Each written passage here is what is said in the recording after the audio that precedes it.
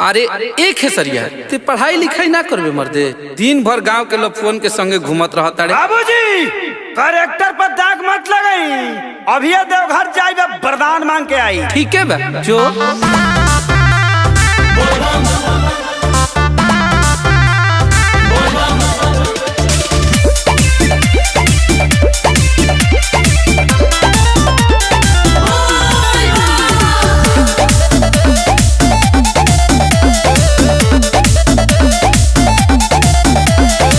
भंगिया धतूर ली हई चिखली, अपना सेवा कवा के बाबा जी तो भीख दी।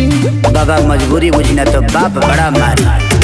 भंगिया धतूर ली हई चिखली, अपना सेवा कवा के बाबा जी तो भीख दी। हे भोले बाबा वरदान मांगते।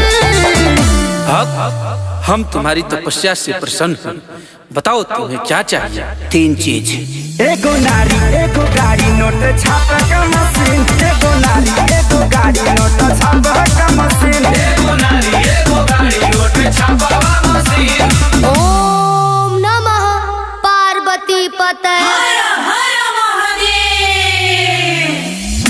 हे गौरा मैया तोहर पहरतनी पहिया, हमहु बर मांगतनी दिन।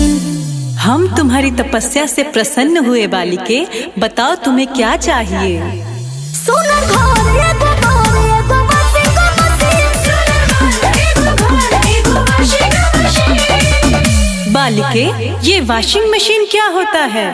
माते ई आधुनिक युग के कपड़ा धोए वाला मशीन ह।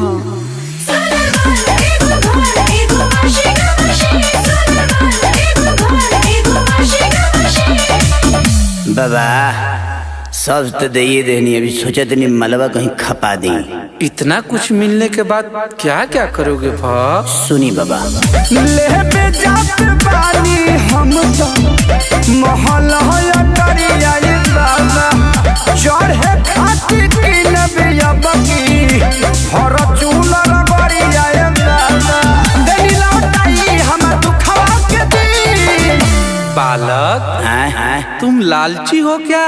बाकी लोग हरिचंद्र थोड़ी आइल बा, छोड़ी अब हमके दोसर बर दे दी, हटाई। क्या अमर पाली जैसन साली होखे मौगी के बहिन। अमर पाली जैसन साली होखे मौगी के बहिन। अमर पाली जैसन साली होखे मौगी के बहिन।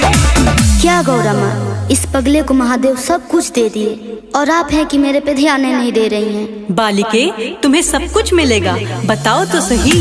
Thank you so much Gaura माँ, तोहरा जैसन के होना।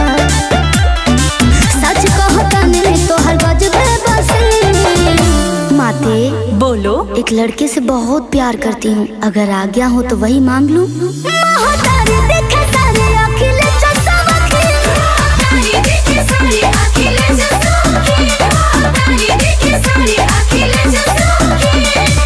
का ब्यास तारा के ढेर कुछ मिल गलो। एकर मलकिनी तेही न होखबे, चल।